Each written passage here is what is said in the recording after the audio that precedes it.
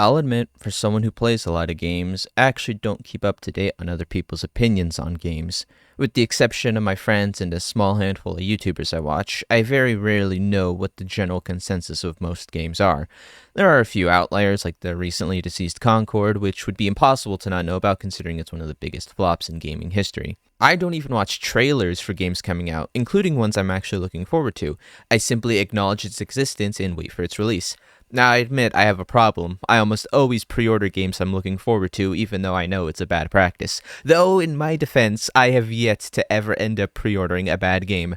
Black Myth Wukong, goated. Space Marine 2, phenomenal. Persona 3 Reload, my game of the year. This is all to say that everything I say is objectively correct and you should listen to me more. With that said, Spec Ops: The Line is a game so popular and loved by gamers that even someone like I, who avoids other people's opinions like the plague, heard about how spectacular this game is. So after about 12 years, give or take, I finally decided to sit down and play through the whole thing. I wanted to see what it was all about, considering people who don't even typically like this genre of games liked it a lot. And I definitely came away with it for some thoughts on the matter. Allow me to start by saying that I fucking hate cover shooters so damn much. I don't like Gears of War. There, I said it. It's so damn boring. Cover shooters are essentially just an evolution of the on-rails shooter genre. You walk into an arena, post up behind cover, and just shoot at things. If the game is feeling spicy, sometimes it'll let you move up to different covers as well, but only if you've been a good boy. Most of the time, though, you are sitting in a single spot and taking pot shots at enemies who are also sitting in one spot. And these games are dead set on making sure you sit still, otherwise the enemies will beam you with 90% accuracy. I hate it. I can't take it. My zoomer brain needs to move around. I thought we as a society decided sitting in one spot was frowned upon in shooters, though I guess it's fine when the enemy is incapable of hurling slurs back at you. The only exception in this genre is Army of Two. That game is absolutely goated, and that is a fact. So Spec Ops: The Line is a cover shooter based in the fictional city of Dubai. I don't believe this place exists. I've never seen a single image of Dubai with people actually living there. Dubai isn't real. Everything I've seen online is a government psyop. For what purpose? I don't know. But as far as I'm concerned, Dubai is fake and you can't convince me otherwise. In this game, you play as Martin Walker, who's on a mission to rescue people in Dubai with his pals Adams and Lugos. Now, this game has been out for a long time, and because of that, I have been slightly spoiled on the events of this game, so I roughly knew what I was getting into and the direction it would eventually go. It didn't necessarily ruin my experience since I didn't know why or how these things happened, so it wasn't all bad for me, though there was still some surprise. Now, I don't like giving a play-by-play of all the events the game goes through, since I like to keep my videos on the shorter side, and that niche of videos has already been filled, so if you're looking for that, you might want to go elsewhere. To sum it up briefly, spoilers by the way, Martin and crew arrive in Dubai attempting to be heroes. They get into fights with other American soldiers, make some choices that don't mean much, kill a lot of innocent people, do a bunch of cover shooting, and at the end of it all realize the guy you've been playing as is the real villain of the story. And you, the player, are a monster for spending money on this game and playing the product you paid for. Did that last sentence sound a bit petty? Good, because it fucking is. The overall twist of Spec Ops is Martin Walker is the real bad guy, and everything he's done has only made the situation in Dubai worse.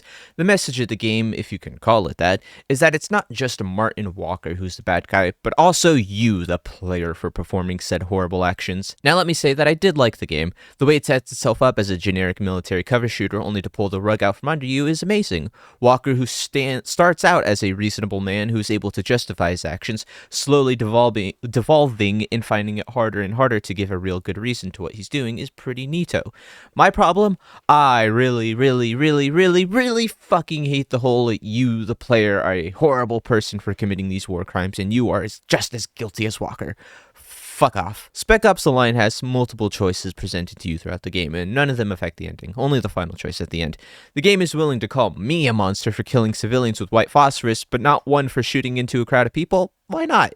If you did that, I would completely understand why you're vilifying the player, since that is a conscious choice I made, but for the parts you're calling me specifically out for are the choices I didn't get to make. Had I been given a choice on whether or not to use the white phosphorus and the civilians were still there, well, I probably would have used it anyway because it was fun, but at least I would have deserved the flack I was giving. Then there's the dumbest argument of, it's your fault for not turning the game off. You chose to keep playing even after committing such a horrible act.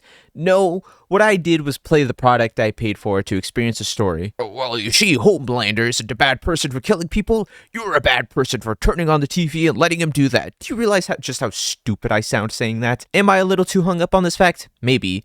But it's also the thing that pissed me off with The Last of Us 2. It's just emotionally manipulating the player, and people are calling that good storytelling. Oh, but suddenly it's wrong when I do it to random women. Pfft, okay, prepare for standards and make them double. It's all because of Big Woke, I tell you. Sorry, I got distracted. Because I knew that Walker, and me I guess, were actually the baddies, I decided to just go full bad guy and make all the worst choices in the game, since the game is going to call old Tommy J here a monster for just playing the game. I might as well just play into it and justify the game calling me evil. My first decision involving McPherson ended with me doming him before he could finish his first sentence because I don't negotiate with a terrorist hostage. The part with Gold, no I'm not saying Gould, ended with me trying to save Gold only to discover he dies no matter what choice you make, so fuck me I guess.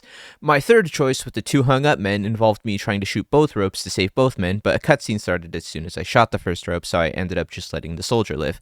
Though I guess depending on how you look at it, it was the evil decision to make since the soldier did kill a whole family, but in his defense, we don't know the context on why he killed them. They could have been terrorists or Mexicans, so maybe he should have a second chance. When it came to Riggs, I let him burn since he's a government agent and therefore isn't considered human in my eyes. With the civilians who killed Lugos, I shot them down because it's what he would have wanted. I know in my heart he would have done the same in my position. Then it ended with me shooting Conrad because if For Honor has taught me anything, it's that blaming others is the right thing to do. Everyone else is a dickhead and I'm correct 100% of the time. Then in the epilogue, I opted to shoot the soldiers because I've already come this far, might as well make one more horrible choice. In conclusion, Spec Ops The Line is a good game, but I could have really done without the whole meta player les bad parts.